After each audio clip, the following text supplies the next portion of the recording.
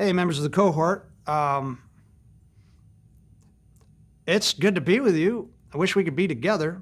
We'll have to talk about when we're going to. People have asked me, well, I think two have asked me when we're going to start meeting together. I know you're all really busy and stuff, but I've been trying to keep up with some stuff just to keep your interest as to what it might be like to hear me talk to you about things. And some people have said it's been helpful and fun, and I'm going to keep doing it. What I want to do right now is we've done the gospel stuff and we did a lot of introduction stuff, and I'm just moving on through the New Testament, and I'm going to give you two talks that are purposed to give you some tools for reading the book of Acts. I'm trying to cover as much stuff as I can throughout the time that we're apart, so that when that some of this stuff will be permanently down, so that if you want to go back and listen to this later, it's there. My first talk today will be more scholarly. Listen to me being scholarly, but touching on things that are generally a part of what I would call textbooks introductions. But it's not, I'm going to try to not make it dry. I hope it won't be.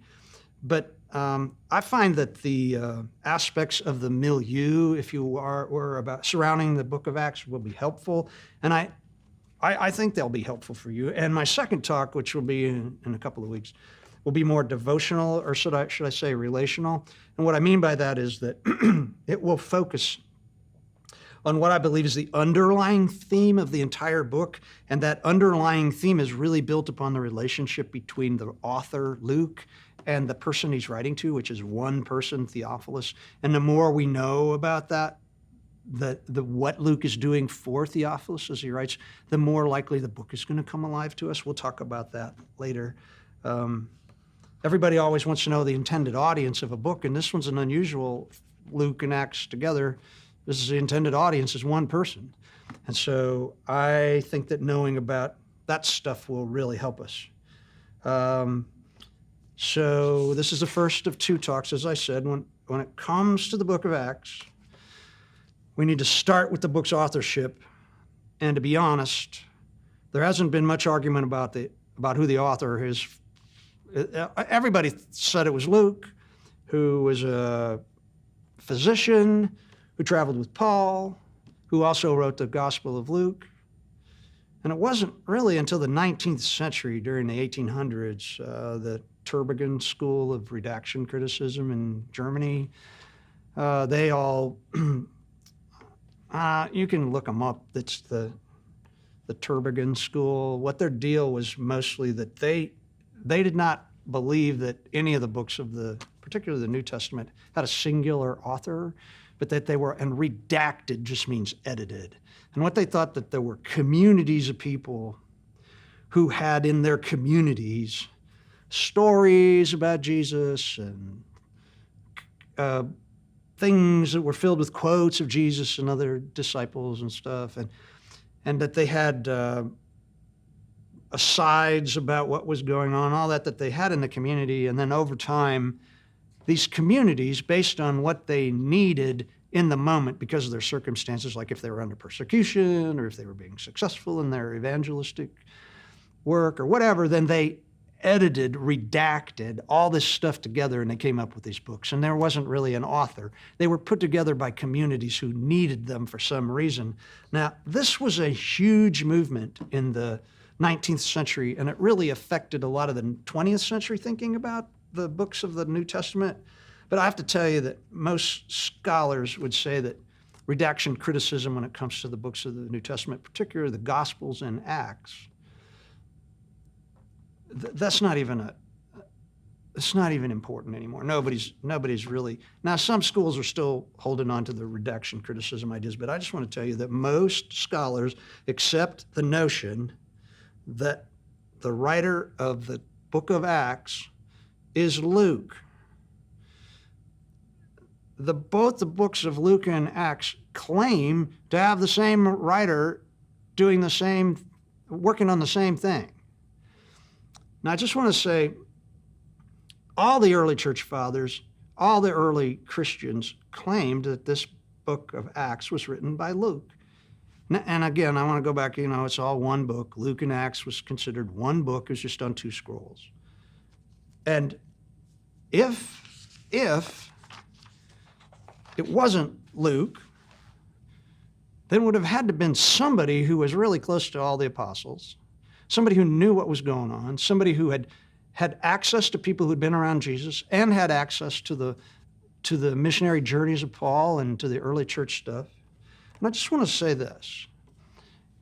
If the early church, because Luke was considered to be, and Acts were considered to be written by this Dr. Luke from almost the very beginning of any records we have of the Gospels and the New Testament books. If they were going to make up a name for somebody who wrote this book, they would not have picked Luke. He was sort of an outlier in the whole story. He was a doctor, and Jews did not like Gentile doctors. He was probably Gentile. We don't know for sure, but he was probably a Gentile slave who was a physician into somebody's big family. We don't know exactly. This would have been the last guy that they would have picked. They would have picked somebody with more notoriety and somebody with more credibility to say he wrote this book. They wouldn't have picked somebody that everybody goes, who? Why should we listen to him? But anyway, I just have to say that for the most part, Acts and Luke are thought to be by the same person, Luke. And there hasn't been any question about it enough for us to worry about it, okay? So let's just leave it there. If I get to heaven and there's a whole bunch of people off to the side and they go, hey, Tim, you were wrong about Luke writing this. He's over there asking him. And he goes, I didn't have anything to do with it. They edited it about 200 years later. That's fine. I'll take it then. But okay, that being said, Luke is the author, okay?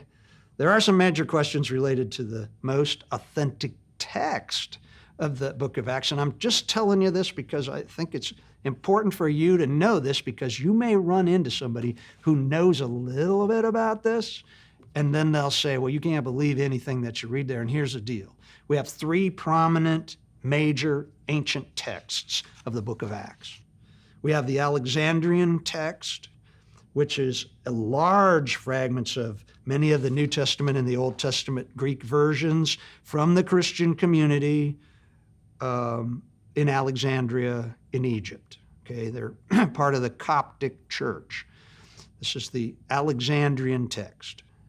And then there's the Western text, which is fragments from the Syriac or Syrian Christian community. It's called the Western text. And then we have what is called the Byzantine text. It's from the Eastern Orthodox Church Christian community.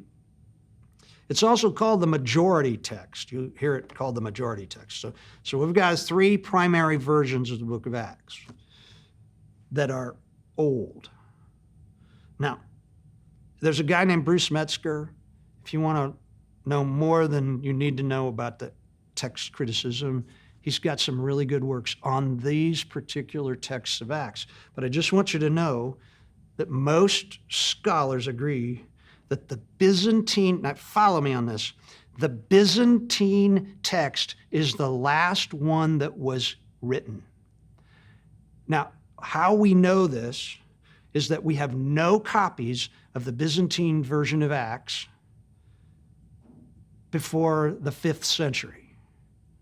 So the first 4 centuries of the church, we don't have any copies from there. But guess what? We do have copies of the other 2 from an earlier period than the Byzantine text shows up. And in fact, there are absolute direct quotes out of the other to the Western and the Alexandrian texts that directly quoted into the copies of the Byzantine text. So clearly, whoever wrote the Byzantine text was using these other copies as a template. They were studying them to write their text out. Now, you go, well, what's the big deal? Well, here's the big deal. The Alexandrian text is about 10% longer than the Western text. And the Byzantine text is 10% longer than the Alexandrian text. So that means that by the time you get to what they call the majority text, and I'll tell you why this is important in a minute, we've added almost 20% to the book from the original oldest copies of it that we have. Now, a lot of it is just additional information like geography stuff and Roman protocol, Roman official protocol, and some of it just smooths out the Greek, or some of the style is fixed to make it more literary. But the truth is that even between the Alexandrian text and the Byzantine text, we have 10% more material that are not in the older text. So that makes us go, oh, wait a minute. How can we be sure that everything that we get in the Byzantine text is true? Now, here's why that's important. Because the Byzantine text has been used far more for translations of the book of Acts. It was part of the Textus Receptus, which is the text that they used to do the King James. It is the text that Luther used when he translated the New Testament into German. Now, my bet is if they'd had all the texts that we have now, our book of Acts would be different by 10%. So we have to be honest. We have to be honest. I'm not nervous about this, but we do have a problem because we can't be sure that we have the actual writings fully in the book of Acts of Luke. Some stuff has been added and put in there, enough that sometimes people will go, well, you can't believe the book of Acts because clearly people were just moving it around and changing it here and there to make it fit whatever they wanted. Now, this is why redaction criticism had an in on the book of Acts, because it's just longer in the later texts. Now, I don't want to confuse you. I don't want to confuse you. But this is why sometimes if you'll read a copy of, you need to know what text a translator is using when he translates the book of Acts, because the King James might be very different in what it says than a new translation using older texts, because they're just different. Okay, I only tell you this to be honest. And there may be somebody out there who says, you can't believe the Bible. We know that. I read that they're like the text that they used to do the book of Acts is 20% longer than the original version, and you don't know which is which and what is what. Well, we don't need to worry about it. I can show you some of the spaces that they're different. Most of it doesn't mean anything in terms of the meanings, but some of it might matter. So anyway, I just wanted to be on it. Now the next question would be how come when we got all these copies of the other books from the first couple of centuries, and then the real stuff doesn't start showing up till much later with the book of Acts? Why is that? Two reasons, and I'll tell you why. Acts as a work wasn't highly regarded by the early church.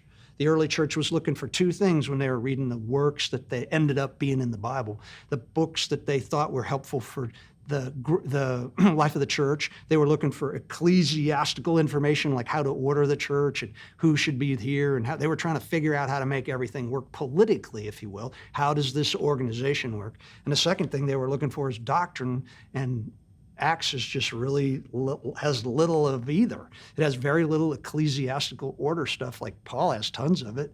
And doctrine, my goodness, there's almost no doctrine in the book of Acts. It sounds like history. And so Acts was neglected. In fact, John Chrysostom, an early church father who wrote homilies on the book of Acts around 400, said that the book was almost completely unknown to the Christian community when he wrote those commentaries. In fact, they say that very few Christians knew the book even existed. And so there wasn't a tendency to make copies of Luke's original manuscript text because they weren't that interested in it. And then secondly, and this is the big important thing, we know that publishing a eulogy to anybody killed by the emperors during the Flavian dynasty, which was from 69 to 96, okay? 69 to 96 AD. Anybody who wrote a eulogy that praised anybody who died in there, that was a capital offense. You couldn't say anything good about somebody that the Flavians had put to death.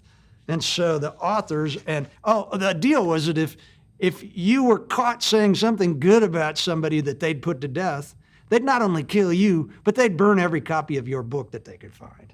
Now, this would be significant for the early church, okay? Because this would be the time when who dies in that period of time? Paul, Peter, Jerusalem is destroyed. You know, this is why when people read the book of Acts, they go, well, how come it lacks so much of the significant stuff that went on during the early church? How come they never talk about? We know that the book of Acts was probably written in the early 70s or even into the 80s. They would have known that Jerusalem was destroyed. They would have known what happened at Paul's trial and at Peter's trial and how they were put to death. They would have known that stuff when they wrote this down, but who wants to put that stuff in a book when you know you can get your head chopped off for it? Okay? So that's why the book Acts sometimes feels like it's not quite telling us everything, because it isn't telling us everything, because there was a political reason to just keep it on the down low. We can talk about what happened, but we're not going to put it in a book, because if they find a book, they'll just take care of all of us. Does this make sense? It makes sense to me. In fact, there were a lot of people that were put to death by Flavians, John the Baptist, Jesus, Stephen, Paul, Peter. We're lucky we get any of that stuff in any of these books, because it was such a political crime to eulogize, say anything good about people who were put to death by the Romans. Again, the vast majority of the things in the Christian church was oral, and so they didn't need to write it down at first. And so you get to the 5th century, 400s, and nobody's reading the book of Acts. And so nobody's making copies of it. And so that's why we have so few. And I told you when we think it was written, the date leads to all kinds of things. If it's 70s and 80s, sometime in there, leads to all kinds of things that Luke would have left out, things he wouldn't have included for political reasons. But then we have to start thinking about what he did put in. We'll talk more about that later. Now, we have to also think about the genre of Acts. What is it? It's important when we're figuring it out to remember that we can't talk about it as one thing because it connects with Luke. Now, Luke is clearly a biography in its own way, a historical biography of Jesus. It's telling us, you know, the ancient people did not believe that a person's character changed from birth to death. They thought they were born with a locked-in character, and so the reason that they wrote the way they did, which was speeches and deeds, is because they said everything a person did would prove that their character was always the same and they were always great.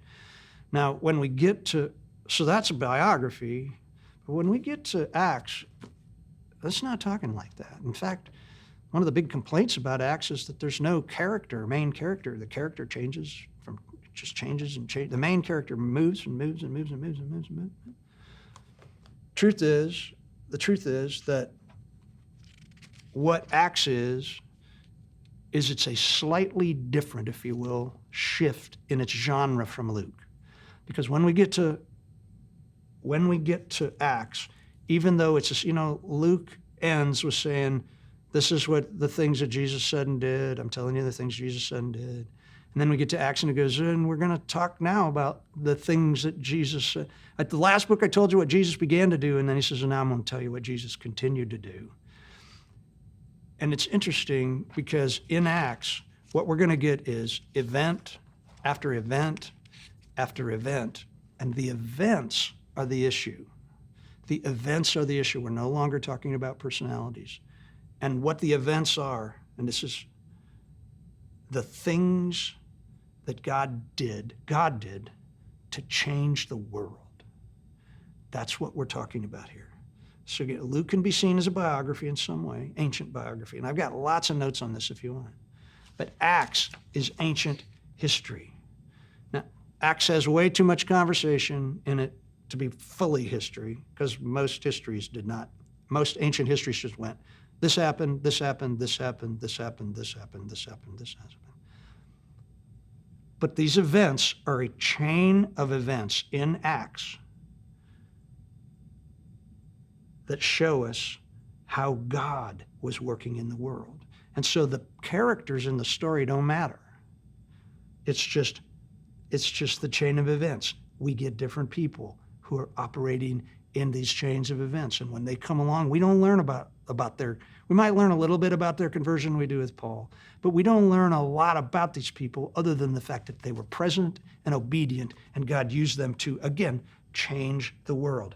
Acts then isn't then strictly a loosely related chain of events that reveal anything other, just generally. No, it is a history that is specifically chosen to show us how God is changing the world through relatively unknown characters. If you look carefully at this, as you study Acts, you'll see that Acts, unlike Luke, isn't particularly interested in the characters. They just play a role in what God is doing. Acts is a book it results from investigation. Yes, Luke says he investigated. But the chronology is not the issue. What is important is how did the world change because of what happened this moment?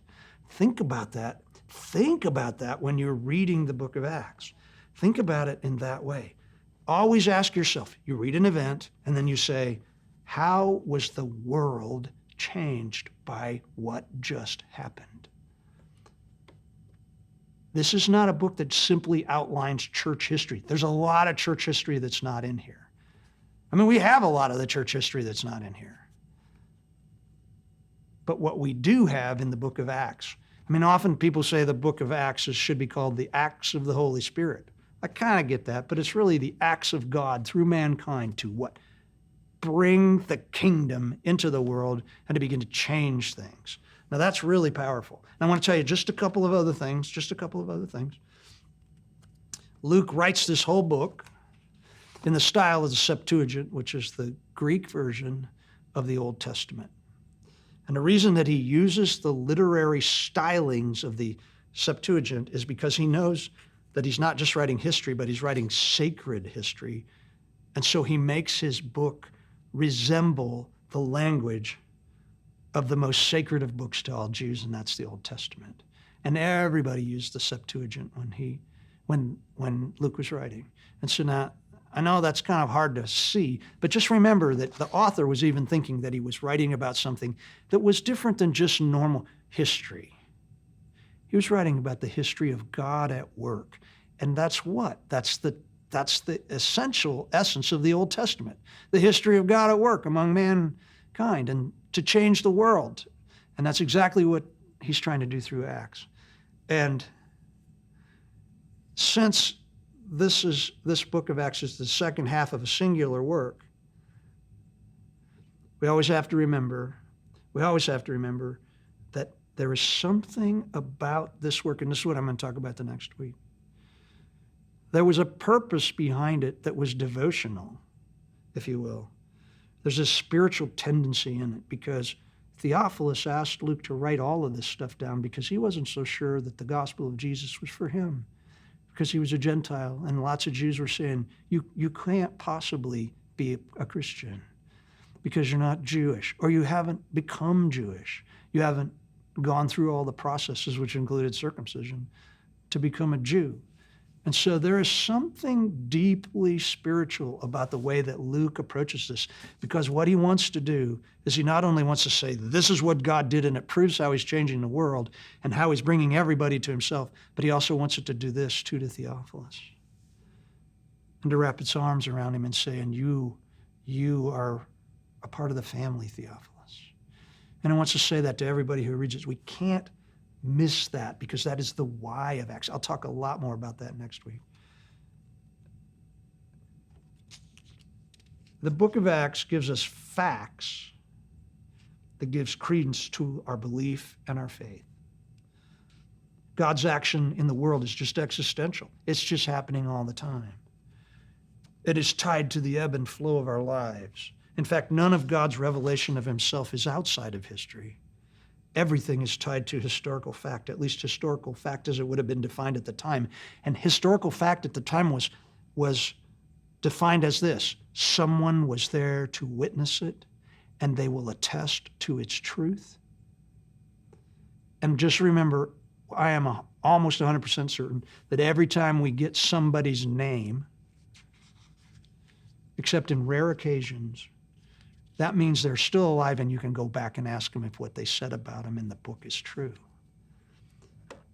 Howard Marshall, who I got to hear when I was at seminary, he was amazing. He came in as a guest speaker. He said, if the reality of the events in the book of Acts are denied, then there's no basis for having any faith. If these are all metaphors, these are all pictures of something else, it doesn't make any sense to us. In fact, all the writers of the scripture assumed that their subject matter was true. And they believed that God was purposefully working in the world from the beginning. If he wasn't, and we're making it up, then what are we believing in? What are we believing in? So the events of Acts are brought about by God's will and his purposes, just like the life of Jesus. His life was brought about what? God's will and his purposes. And it all works together. It all works together to say that what? God has a mission in the world. God has a mission in the world. And his mission should be found in this book, and it is. I'll just say that there are 30 years of the church in the book of Acts, 30 years of the history, and lots of stuff is left out. But Luke knew where he was going. He's on a rail to say two things. He's saying, one, that the mission of Jesus was to bring everyone to Christ, through Jesus, to God for eternity. That's what's going on. And the second one is to say, and God himself is working in the lives of ordinary people to change the world. And we can all be a part of that. That's what the book of Acts tells us. Okay, now next time I'll talk to you more about the devotional aspects of the relationship between Luke and Theophilus. I look forward to that. I hope what I've told you is somewhat helpful. And if you have any questions, just let me know. Always happy to talk about this stuff. See you guys.